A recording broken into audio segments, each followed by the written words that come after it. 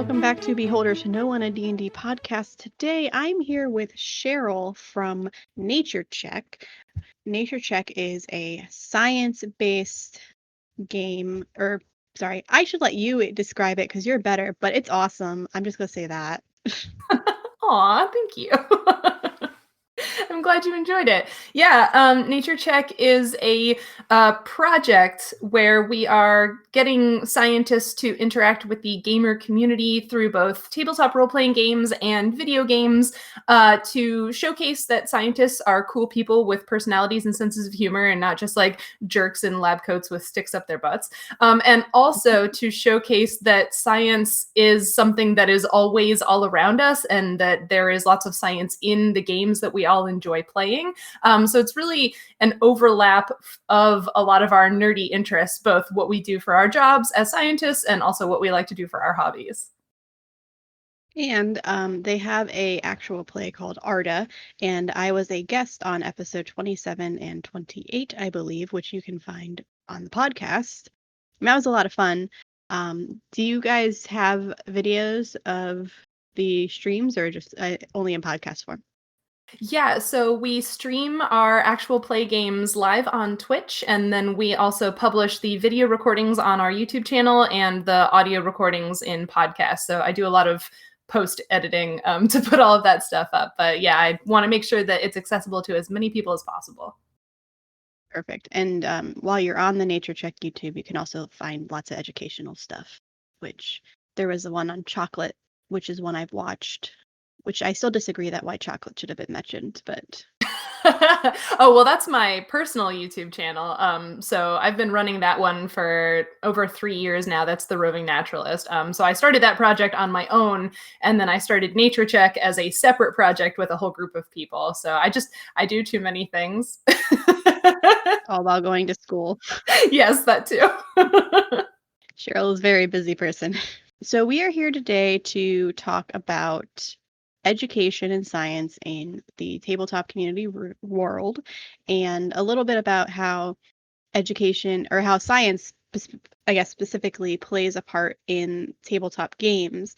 I never thought about it, honestly, until I was in your stream, and then you were bringing up parts of the world that you created and bringing it into reality, which was, I thought, really clever. I was a little like, what is going on? What is happening? Science time? I'm so confused. But it was like, it was really interesting to hear about like flowers. And I believe we talked about bugs that use specific flowers as like they need a specific flower to survive.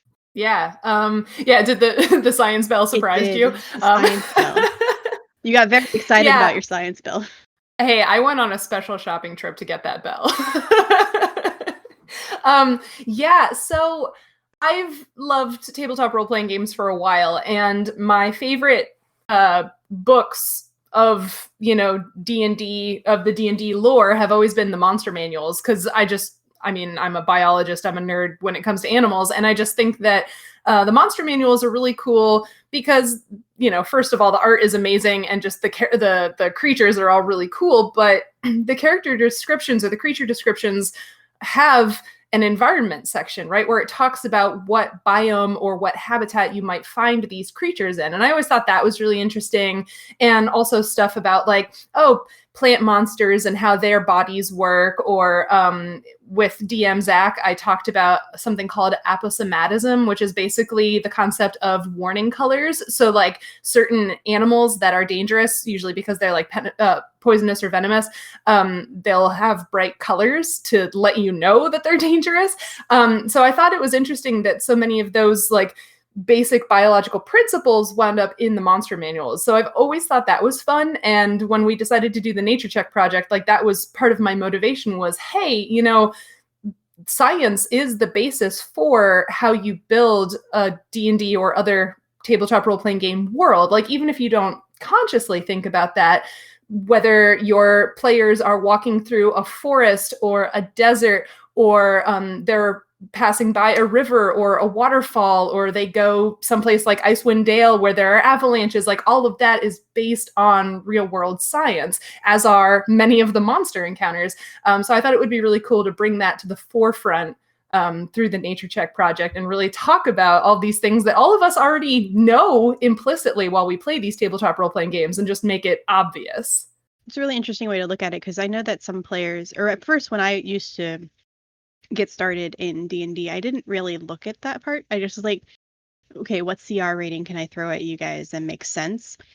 But thinking about it, looking at the actual characters, like, and the creatures, and going, okay, well, they're in the middle of a forest, and the forest is dead, and it's like there's some murky areas, like muddy areas. What would fit? What would make sense? That adds a little something to the story. Exactly. Yeah. So I really enjoyed that. I was listening to, I think Satine Phoenix was doing a late night. She was calling it ASMR, but it was a late night thing where she was just talking about random things. And one of the things she brought up was she was going over, what are they called?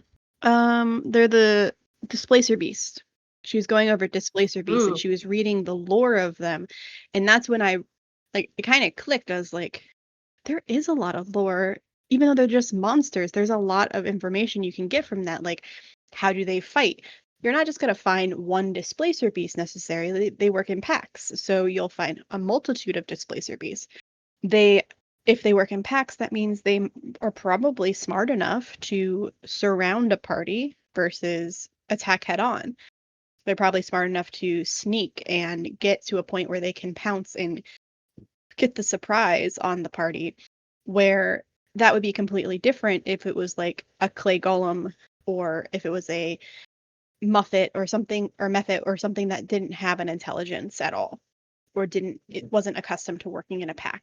Yeah, it sounds like the lore behind Displacer Beast is more like a pack of, or a pride of lions, right? That they would work together and strategize Exactly. in order to hunt. Yeah. And I liked that. And I like the concept of, if you're making new characters, you can use real life and science and creatures in reality to base that off of. Perfect example, an owlbear that doesn't obviously exist. I don't think, at least. If it does, I want to see it in real life. But an owlbear might take. It could go in so many different directions. It could go more owl-like. It could go more bear-like. It could go completely differently. But you can use those two very distinct creatures in reality, and then take little bits and pieces from them to make what you want. Or you can use what's given to you in D&D. Yeah, and I think that, like, I don't know. I feel like a lot of people might be like, but it's a fantasy game, and like it totally is, and I am a huge fantasy geek. But there's really something fun about adding little bits of reality to the game. It makes you think, which, you know, I think is fun.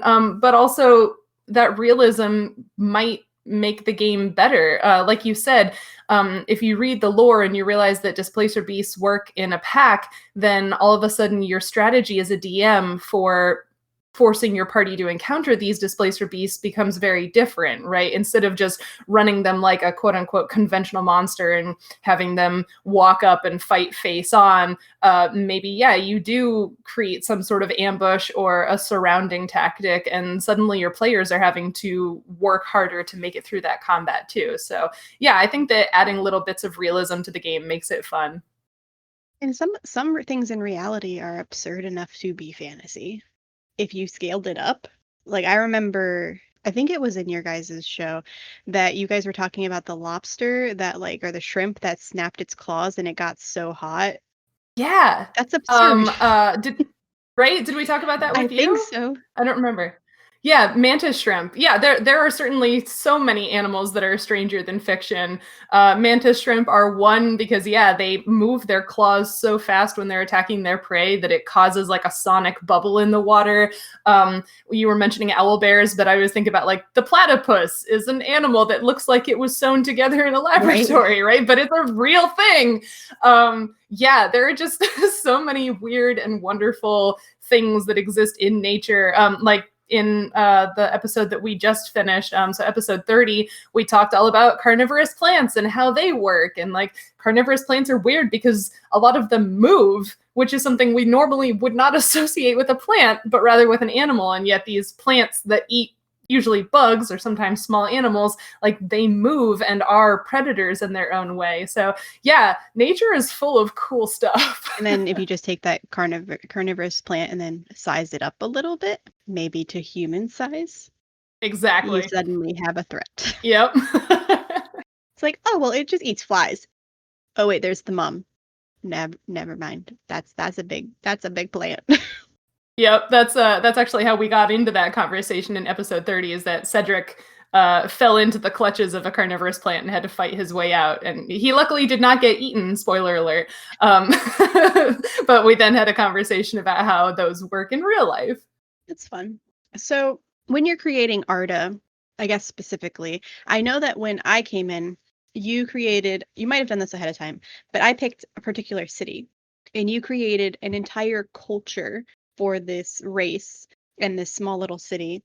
And then you went further and created people in the city that I would know, which I thought went above and beyond, but it made it so much more interesting for me because I didn't have to make it up on the spot. I could make something that actually made sense and just look at my notes and go, okay, why don't we talk to this guy? And then this person is, oh, they don't like me probably based off of how the description is. And I would base it off of that. But that still comes into education because that's using history in that sense, because you're taking cultures and historical things possibly from real life to create a culture. Oh yeah, I was just gonna say that's been really fun for me. So yeah, you were asking whether or not I made the Miriam ahead of time. So I drew this giant map of the continent where the game is going to take place, and I placed all of the sort of animal humanoid species all over this map where I thought they would live, so in different biomes and stuff like that. So like the gnolls and the Miriam are in the grasslands, and we've got different people that live in the forest and so on and so forth. And I sort of placed them all there, but that was pretty much all I did to start because I knew that a lot of that was going to get filled out and colored in, as it were, as we brought in guests, because the guests are probably my favorite part of running the Arda game, that we have all of these cool people come on and sort of make the world more three-dimensional because they step into the role of someone who normally would have been an NPC. And like, it's not like I don't love playing NPCs, but it's also really neat to watch someone else tell a character's story in the world. So yeah, I hadn't made up anything about the Miriam culture until you decided to play one.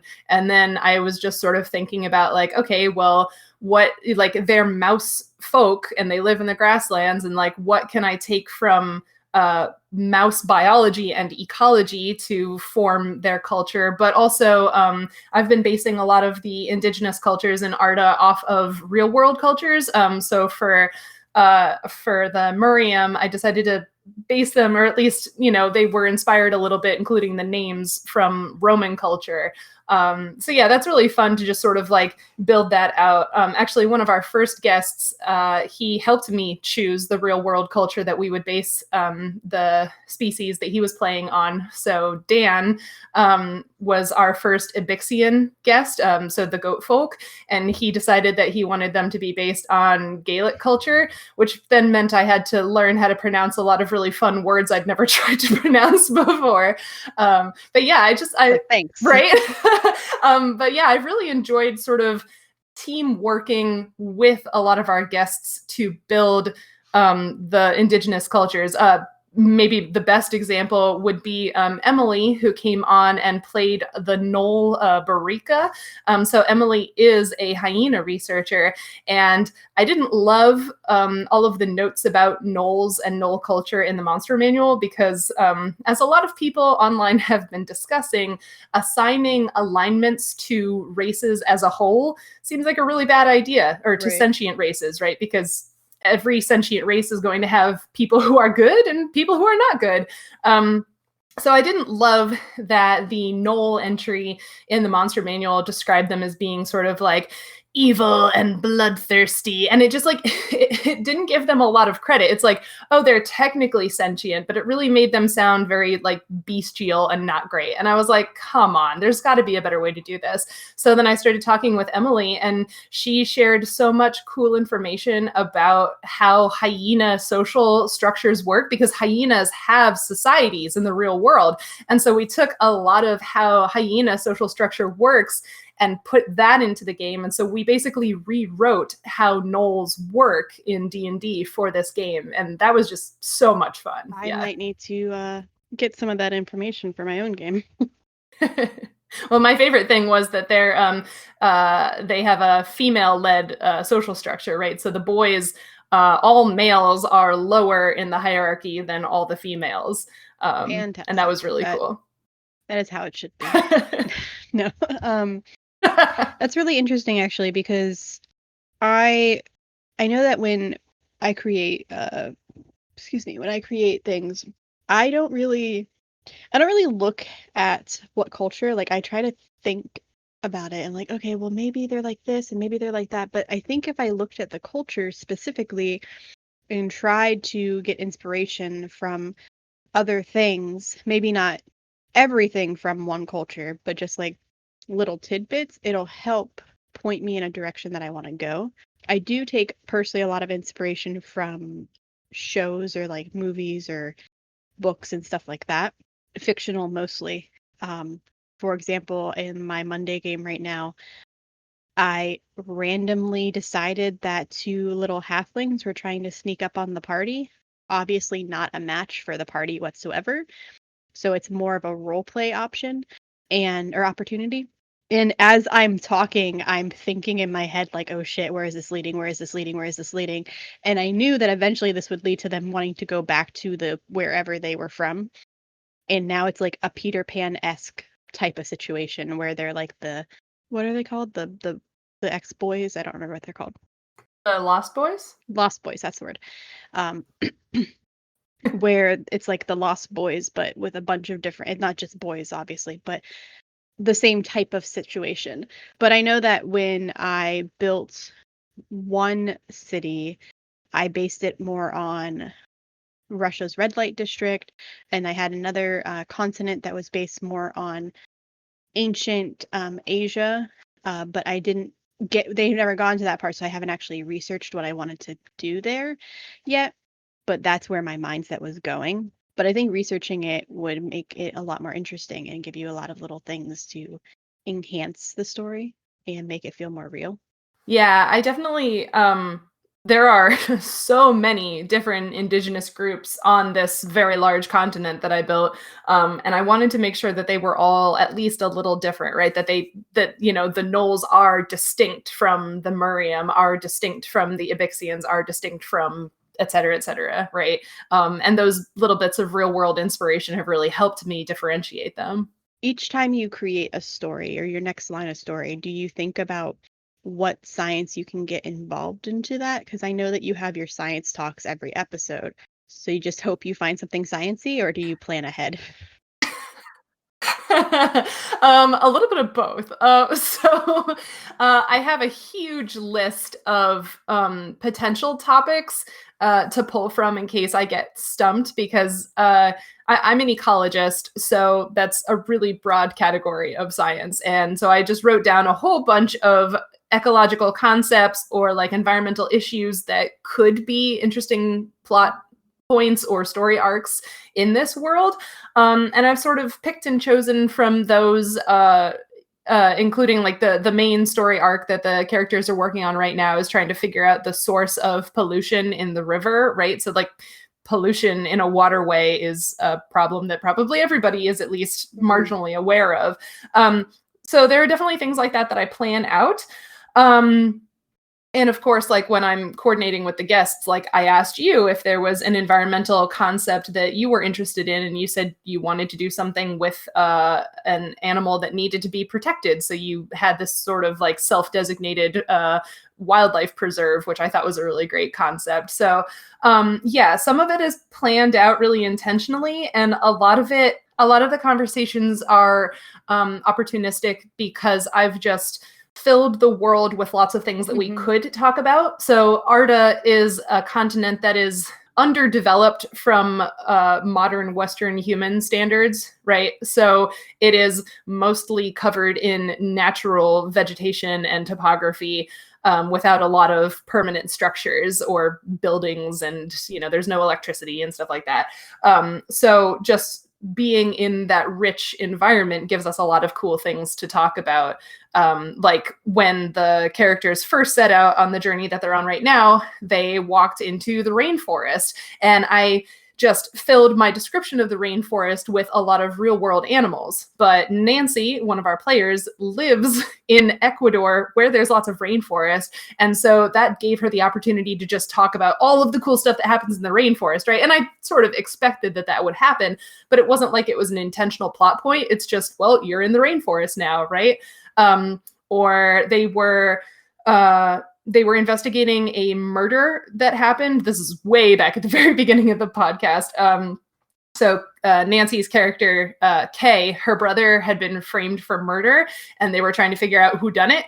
And so in the middle of this murder investigation, I had us break out and talk about how science is useful for forensics when people are trying to solve mysteries in the real world. So yeah, some of them are organic, some of them are planned. The forensics was one of the first sciences that I actually was interested in, and I think that's true for quite a few people if they didn't like science in school specifically, because you watch like NCIS or CSI and you see they're like, oh, that's science, you can do that, that's so cool. I used to like, have you ever seen NCIS? Yeah, Abby is an icon. Yes, I used to want to be Abby. I was just like, one day I will be Abby, that'll happen, totally. And then I went to school for like health administration instead. But it was always really intriguing because it's like, oh, that's really cool. You could use science or you can use technology for that. That was the other one that always caught my interest, was the way that they use technology. I think I don't know if it's realistic, but for games or for shows, Bones was also really interesting to me, where they were able to use the skeletons of people to determine who they were, what happened to them, even though they've long since been dead. And that was always really intriguing. And again, I think it was doctored a little, obviously a lot, but it was still interesting. Yeah, I've seen some of Bones.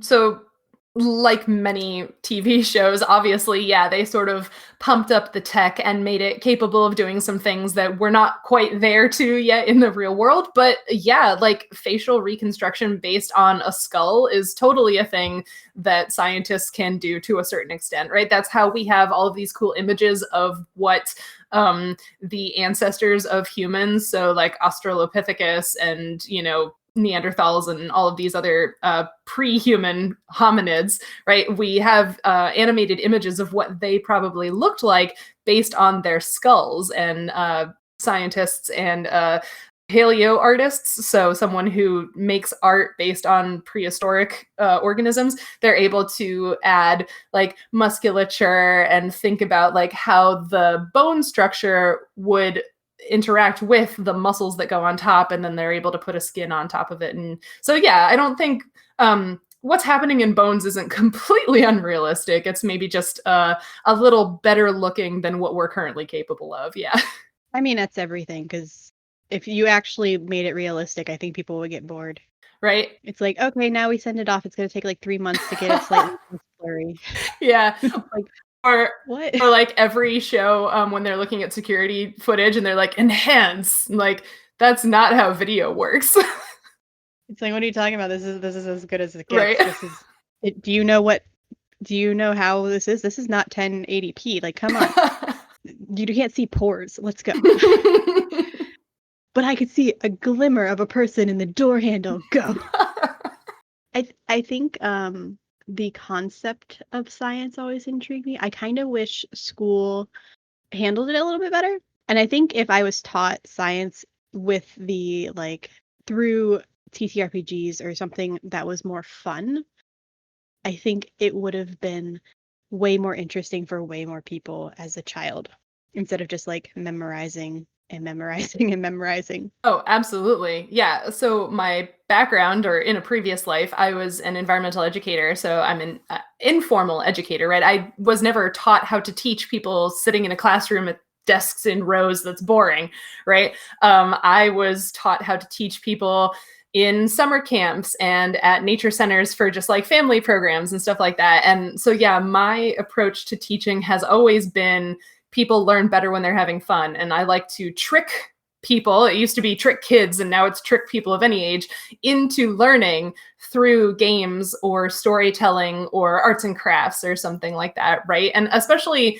this isn't something that necessarily happens in TTRPGs unless you want to go LARPing, but I think that when people are playing games that have their bodies moving, that also helps your brain engage. But even without the movement component, the storytelling that goes into playing a TTRPG just really makes concepts stick better for you. So yeah, I think that all learning should be more fun. I hate that people think that school is boring and they don't want to be there, because learning is so valuable.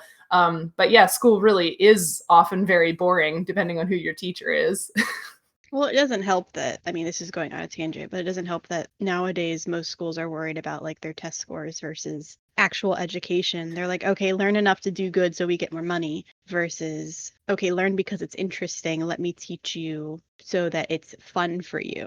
Yeah, well, and I think that's that has a lot to do with like individual schools' priorities, but also the government's priorities, and those are both framed or formed by society's priorities, right? So it's certainly not something we're going to solve during this podcast discussion, but yeah, I think the way all people think about education and learning and the value of information, and not just of information, like you said, not just memorizing stuff, the value of understanding how the world works, like that is really important. But I feel like that understanding is often what's left behind, because memorizing facts is easier. It's easier to teach and it's easier to evaluate, right? You can grade someone by giving them a test where they just spew facts back onto the page, right? It's a lot harder to test people's understanding.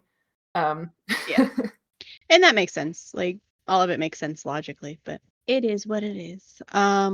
So what is one of your favorite science? What's your favorite time that you taught somebody something and you saw like that light bulb moment on and you saw them get excited? Oh. Did you have one? I can only pick one. You can pick as many as you want. Oh gosh. Wow. Oh, here's a good one.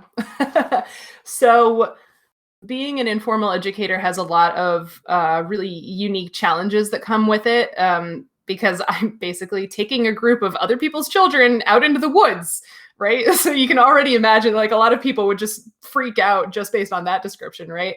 But this was for a program that I was working with while I was in undergrad, so when I was learning how to be an environmental educator. And basically, we would take groups of fifth graders out into the woods for an entire week. It was a sleepaway camp style thing. And for many of these kids, it was their first time away from home for that long. And the group that I was working with, there was a girl who was demonstrating some behavioral issues. And so I was tasked with sort of separating her from the group and taking her on a walk to sort of help her work out the things that she was experiencing. And so we were just going on a walk to get her away from the group so that she wouldn't disrupt the other students' learning and sort of help her work on what she was feeling.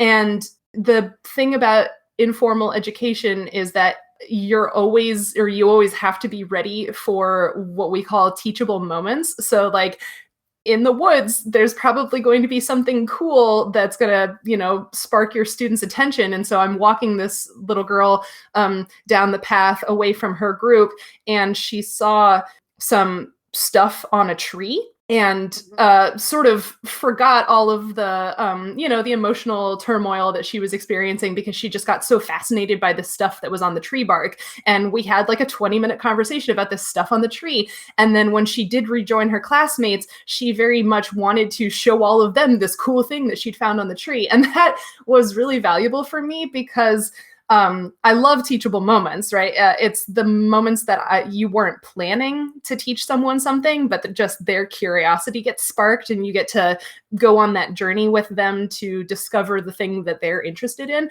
But also that like that teachable moment sort of pulled her out of that negative place that she'd been experiencing and sort of put her someplace more positive. And that also then she was so excited about that thing that she'd learned that she went back to her group and was able to have a positive experience teaching them something. So yeah, I guess I wouldn't have thought of that one except for the way that we phrased it, I guess. That, yeah, like that one was unexpected and good. But there are just so many, right? I've worked with so many kids and adults in so many different situations, and yeah, I love every time someone gasps or has a moment of discovery like that. Yeah, I haven't seen it obviously with science specifically because I'm not in that world, but I've seen it with art, or I've seen it with creation, with crafting, when somebody figures out how to do the thing they've been trying to do for ages. It's like, look, I figured out how to do this crochet stitch, and like that's always really fun.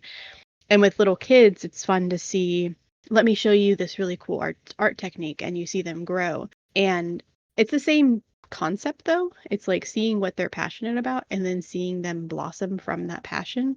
That's always fun. And not everybody is going to be science, but some people it will be, and you don't know until you try Yeah. and show them. Well, and I always say that like science is just the way we understand the world around us. So like if you are curious about how the world around you works, then like you're into science and you are in fact a scientist, because scientists ask questions about how the world around us works. Yeah, I definitely agree. Those moments are really valuable. And some of my other favorites have actually been when kids have taught me something, or at least have asked me a question that I didn't immediately, when I didn't immediately know the answer. And so we had to go and look it up together or sort of deduce our way to the probable answer together. I think the process of learning as a group is really valuable too. That's true. I never thought about it that way. It's like I know a lot of times people are like, I don't know, Google it. And that's like seems to be the go-to response sometimes now. But I don't know, let's figure it out though, would be so much better. And I mean, that's what happens in a TTRPG, right? You and your party get plunked down in this world, and there is no Googling the right answer, right? You can roll checks to see if your characters know things, but like most of the time you just I like to ask my god Google. right? But like most of the time you just have to kind of blunder around until you pick up enough clues and pieces of the puzzle to figure out what's going on. And so, yeah, that's bringing it back to TTRPGs. Like that's why I think these are such a good vessel for learning, is because like the process of an adventuring party is very much like the process of learning. Yeah, that's true. And then I know that with learning, you can also use TTRPGs to teach how things will work in social situations. Obviously, not every extreme will have, we're going to go kill them, but Gosh, I hope not. I hope not. But it's interesting when you add in like, okay, what's going to happen if you talk to them? And then what happens if you talk to somebody of a different culture? Will they handle it the same way? And that kind of goes into play with sociology, where certain comments or certain things are different in different cultures and different societies. And I remember taking a sociology class in college where we were discussing, like, you have a meeting with somebody from from another country.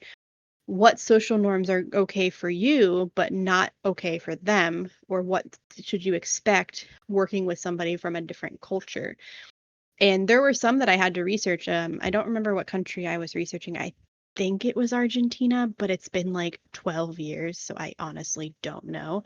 But there were like small things that I noticed where like some cultures, if you're early, it's rude, but if you're late, it's that's expected. Or some cultures where the meeting is never a meeting to try to solve it, it's a meeting to get together to ask more questions, and then you all solve it on your own. And that would be normal, but for them. But for you, your culture might be the meeting is to solve the problem. So you would be torn away from what was happening and probably like a little upset if you didn't get the solution. in that meeting. So it was really interesting to read some about the cultures and different business aspects, but it all falls into science when it comes to how people react, how different cultures interact with each other and into businesses. Yeah, no, those are all great points. Yeah, I think TTRPGs are good for teaching uh, biology, chemistry, and physics. They're good at teaching sociology and psychology. They're obviously good at teaching math, and also good at teaching a lot of the humanities because psychology and sociology sort of bridge between sciences and humanities because they're social sciences, but also things like art and literature and like how to build a narrative. So yeah, I think they're great teaching tools for a lot of things. That's fair. I did enjoy that class. That was fun. It was also interesting because I think this is kind of a sidetrack, but we watched something and he would show a picture and then everybody would react. And then he would show something else that immediately made you think about why you reacted that way. And that was really kind of eye-opening because it was all very typed things. So it kind of forced everybody to be aware of, oh shit, I just instantly reacted due to how I would like due to the world around me type of thing. Anywho's it. What plans do you have for Nature Check as it gets bigger and better and more amazing? Oh gosh. No pressure. No pressure. Well, so I guess the way I've been explaining Nature Check to the other scientists and science communicators that I've been inviting to participate in the project is this is our chance to throw things at the wall and see what sticks, which doesn't sound super professional maybe, but like I've been dabbling with and figuring out how to do science communication for a little while. And I've definitely seen things that worked and things that haven't. But this was really taking a risk for me. A lot of the science communication I've done has been fairly safe. So a lot of it is kind of traditional science communication where you're producing content that will be consumed by people who already are very enthusiastic about science and seek out science-focused content. So think like reading articles in Scientific American or something like that, right?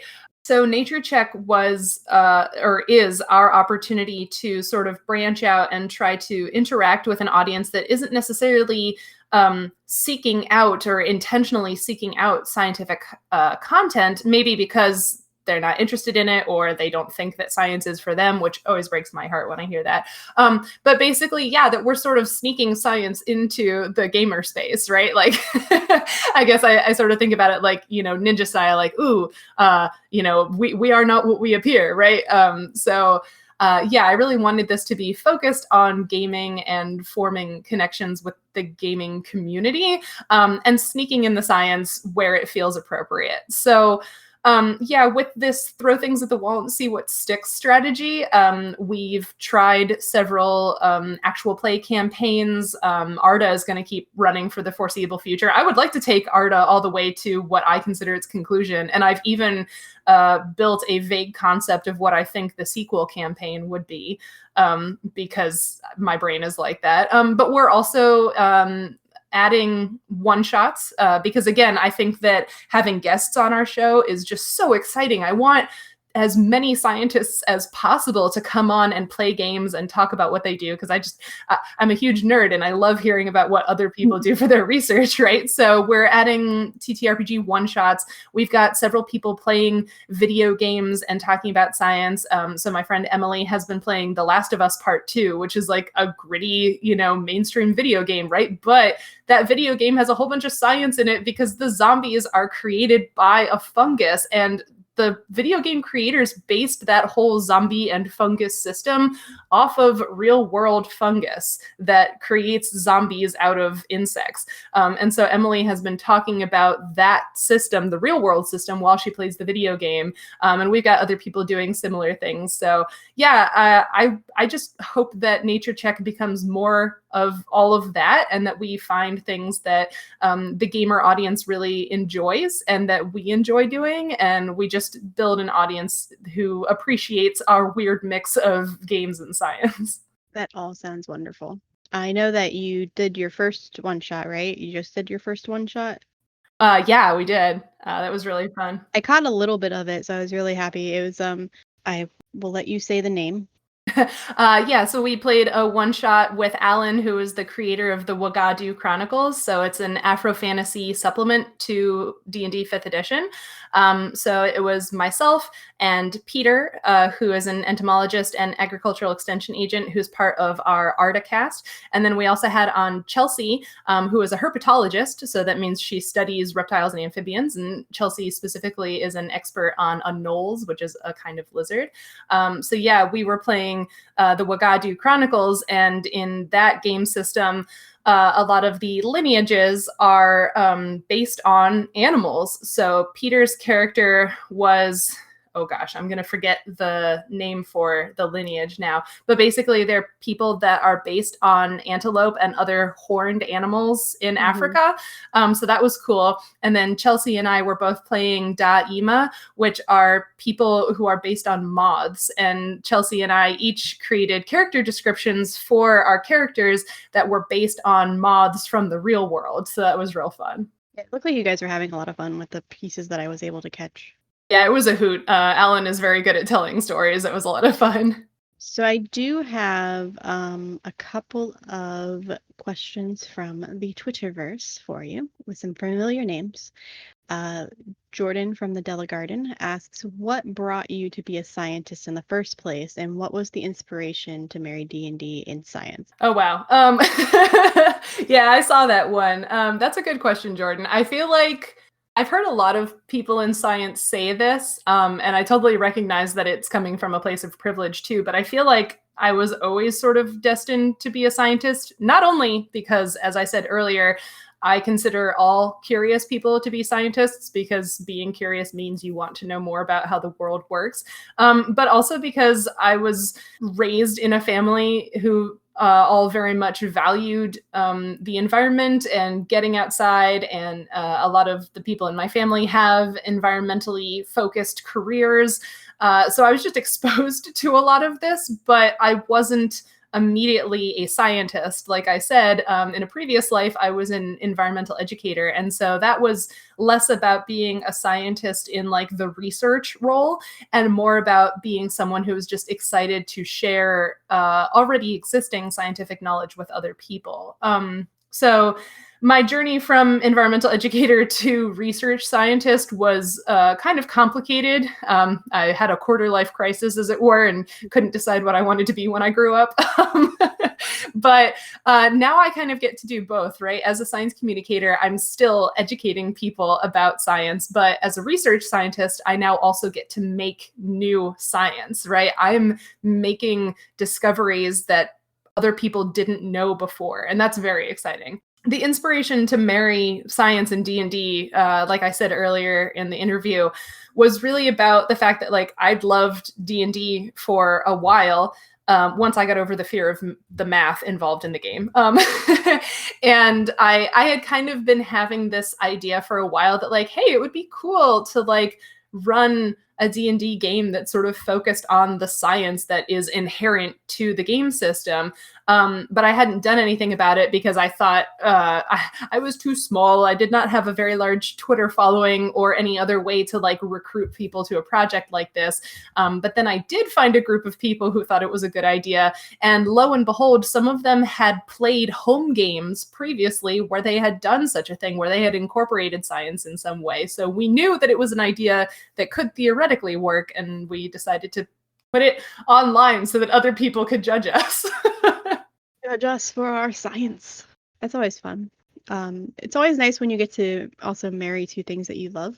So if you enjoy D&D and you enjoy science, combining them is just a dream come true.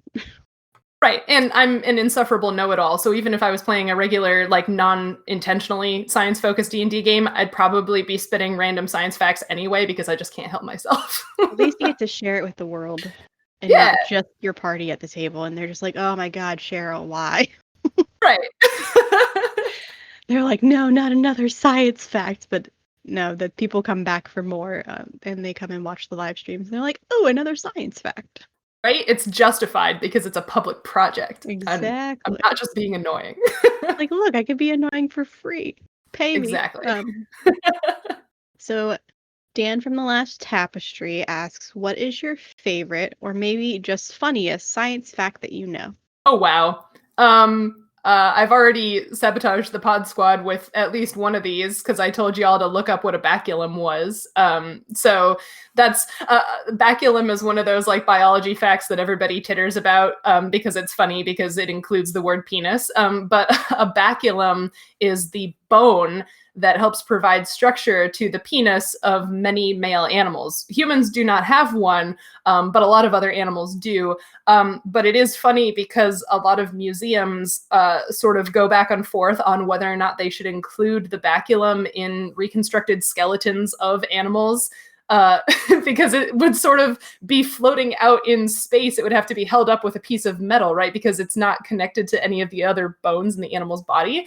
So a lot of museums go back and forth on whether or not to include the baculum in their exhibits because it would look weird and, the puritanical values of this country mean that a lot of people aren't comfortable with stuff like that. So yeah, I think a lot of like the science facts that people get very excited about are sort of scintillating like that. So like the baculum is a penis bone, or like wombats have cube poops because their intestines are weird, right? So, they're fun things about animal sex and animal poop are always winners. I remember I was watching one of your streams and you guys went on a tangent about Jupiter's moon. That one was also really good. Yeah. So I guess Jupiter, the planet, has many, many, many, many moons, and they're all named after characters from like Greek or Roman mythology.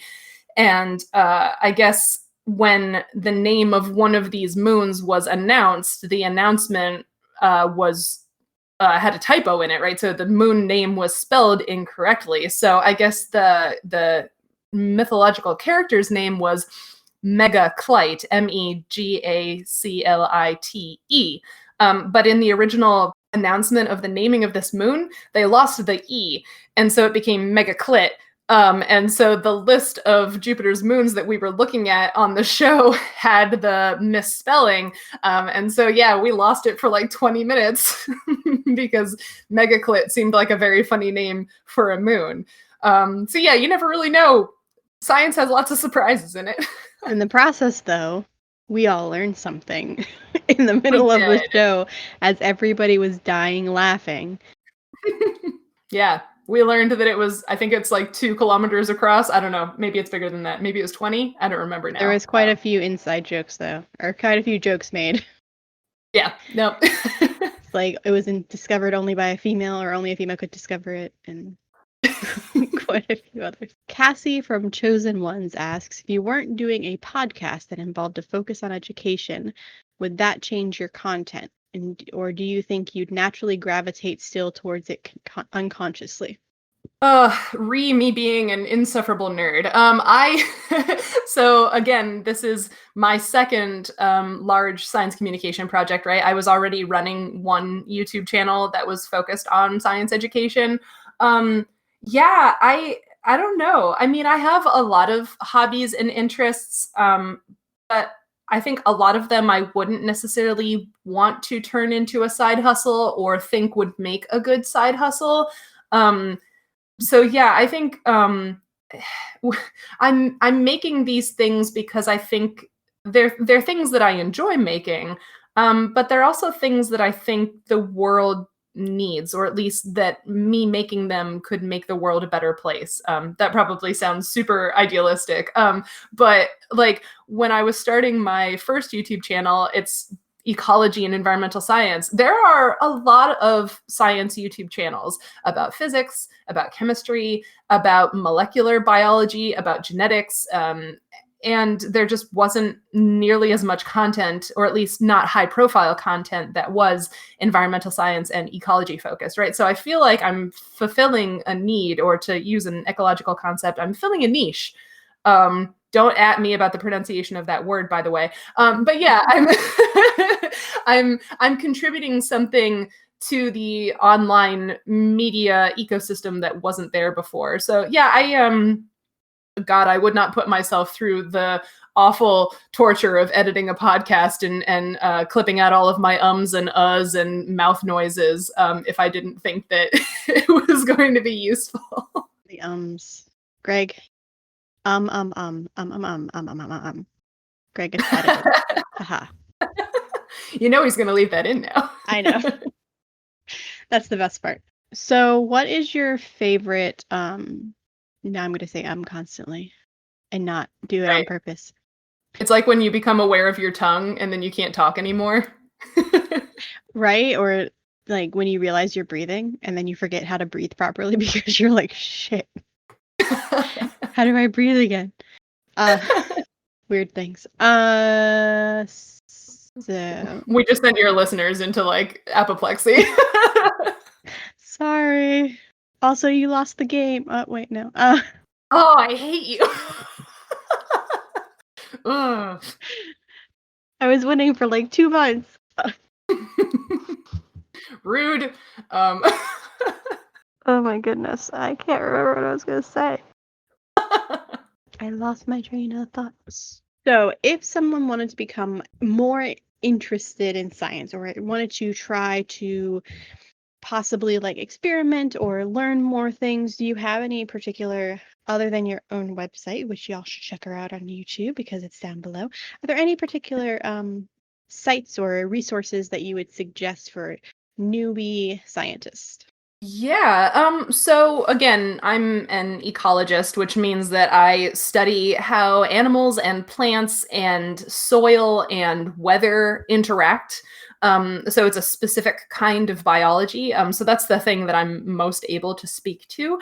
But one of the things that I think is fun and easy for people to do if they're excited about that kind of stuff. And honestly, ecology is a great way for a lot of people. It's the gateway drug of science, I guess, because ecology is stuff that you constantly see around you, right? Even if you live in the middle of a city, I'm actually doing urban ecology research now. So even if you live in the middle of a city, you're still experiencing ecology when you go outside because you're going to see plants and animals around you.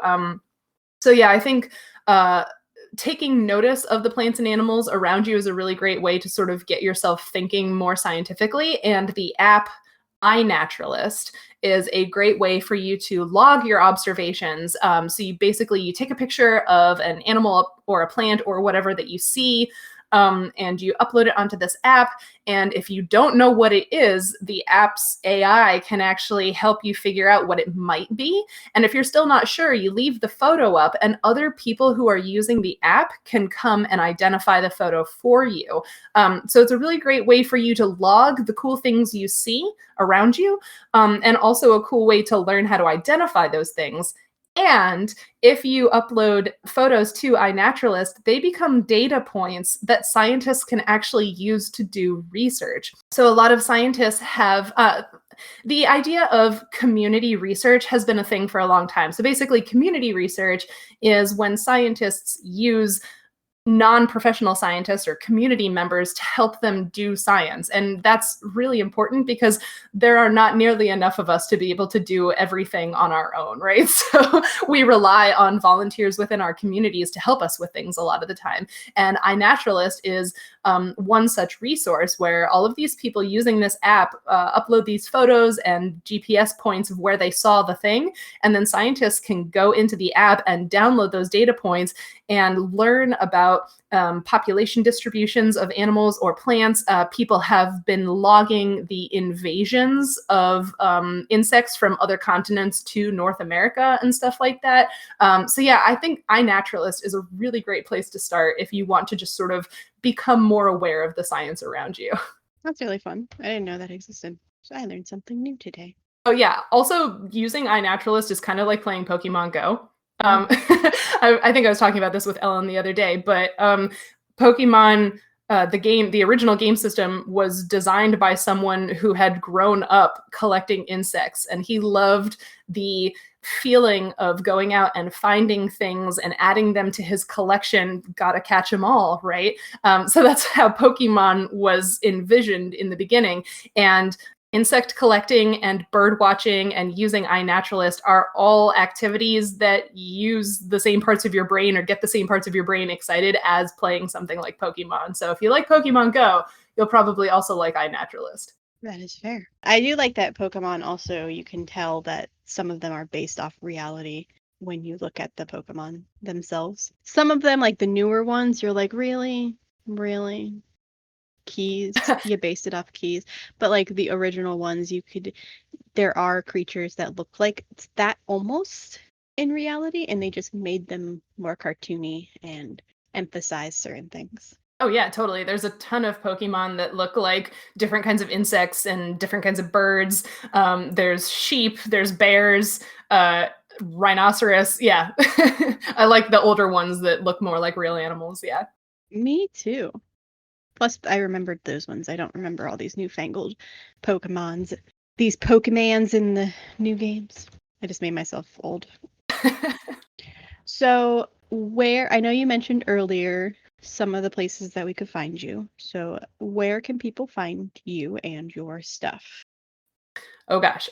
So you can find me on Twitter as the Roving Naturalist and also on YouTube and Instagram as the Roving Naturalist. You can find Nature Check on Twitch, YouTube, podcast platforms, and Twitter as Nature Check. Although on Twitter we're at Check Nature because somebody else is sitting on the at Nature Check handle. Grr.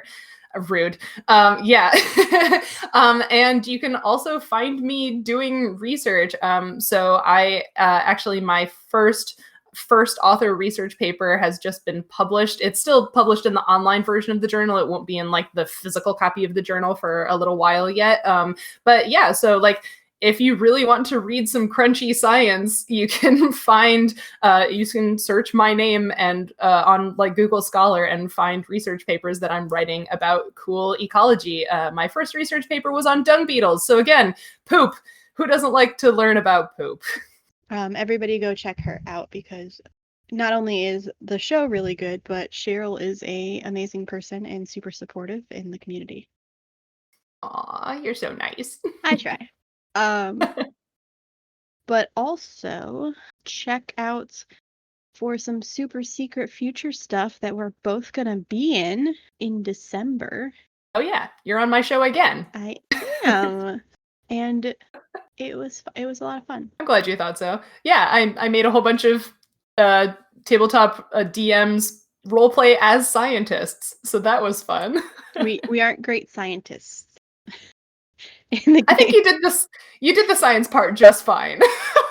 We just added some extra things that were more damaging than helpful. But yeah. And you'll have to watch that to hear about no, I won't spoil it. I won't spoil it. I'll be good. But anyway, thank you so much for joining. This has been a lot of fun. I really enjoyed it. Thank you so much for having me. This was a lot of fun. You guys should go check out the links below for more details about Sheryl and everything that she does, the thousands upon thousands of things that she does. And also you can check us out on Beholder to No One at Facebook or on Twitter.